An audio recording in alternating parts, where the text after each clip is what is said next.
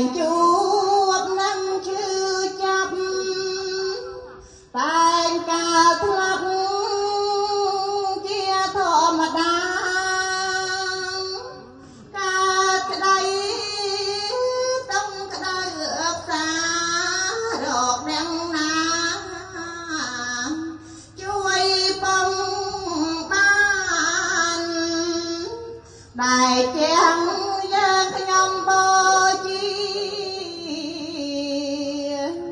ភួងមាលីត្រង់កលញានត្រៃឡោទាំងបីថ្កានសូមឲ្យយើងខ្ញុំបានឋានសុខាអនុមោទនាសុខចម្រើនទាំងអស់គ្នា